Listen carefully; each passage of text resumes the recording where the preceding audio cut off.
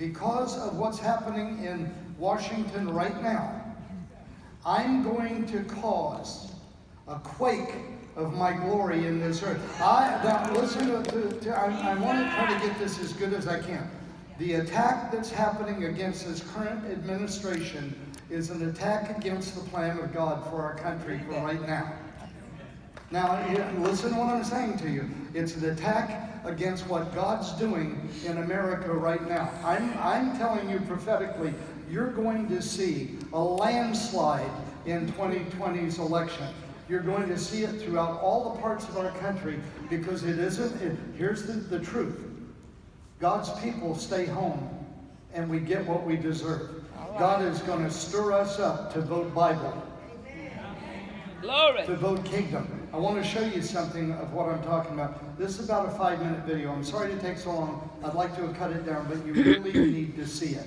So don't lock up on any part of it. Just listen to it, and then we'll go ahead and receive the offering after I dig a hole.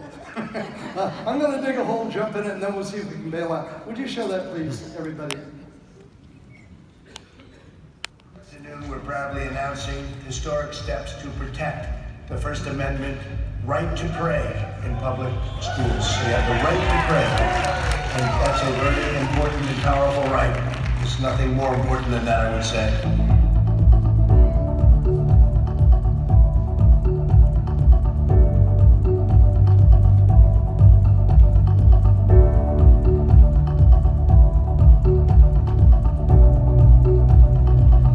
Right to pray in public schools. So you have the right to pray, and that's a very important and powerful right. There's nothing more important than that, I would say. We're joined by the Secretary of Education, Betsy DeVos, Deputy Attorney General Jeffrey Rosen, and students and advocates from across America.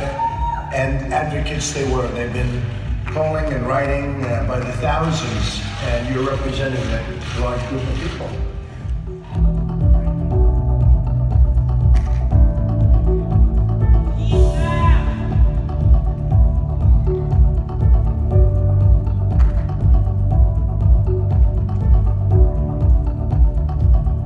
So, me and a group of students from my school wanted to pray for a former classmate's brother who had got hurt in an accident. After the prayer, our principal told us, "Don't do that again." So the next day, parents had called and complained.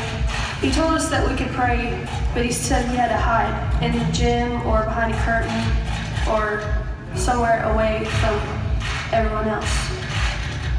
And I know that if this can happen in a small town in Texas, it can happen anywhere across America. And that's not right. No one should feel ashamed of their faith, especially in school or anywhere. Well, so what ultimately happened? How was that resolved? So we got with First Liberty. They've been amazing. They supported us the whole way.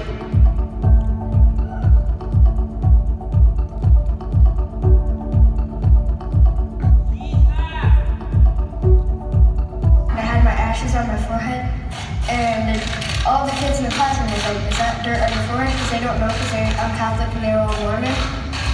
So, because I was like the only Catholic in my school. So then the teacher came up and like, "It's unacceptable. Wipe it off." And I told her 4 times, and she didn't listen, and she made me wipe it off in front of all the kids.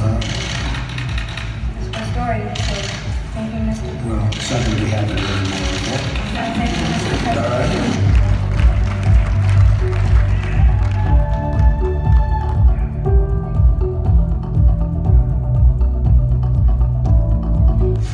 All right. Thank you for your leadership, your courage, and your friendship to people of faith, especially our nation's children. Too many misinterpret a separation of church and state as an invitation for government to separate people from their faith.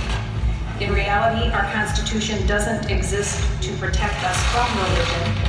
It exists to protect religion from government. The First Amendment affirms our free exercise of religion, and we don't forfeit that first freedom to anyone or in any place, especially in public schools. After all, it's been noted that as long as there are final exams in schools, there will always be prayer in schools. Thanks to your leadership, Mr. President, today we remind schools of the law with respect to religious expression, something that hasn't been done in more than 15 years.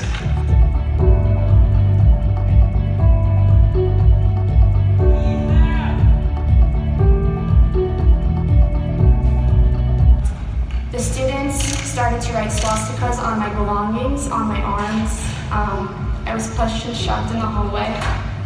They even went so far as to take my face and put it on Andrew's body. And it was sent around to 3 different schools. I prayed 5 times a day, and I had to pray at lunch. And I would bring a hijab to cover my hair, and kids would make fun of me, harass me, and attack me. And I would tell the principal, and the principal actually blamed everything on me. At the end, me and my mom complained so many times, and I didn't have a good education at the end. So, yeah, everything was blamed on me. And we're going to take care of it, right? Yeah. Thank you.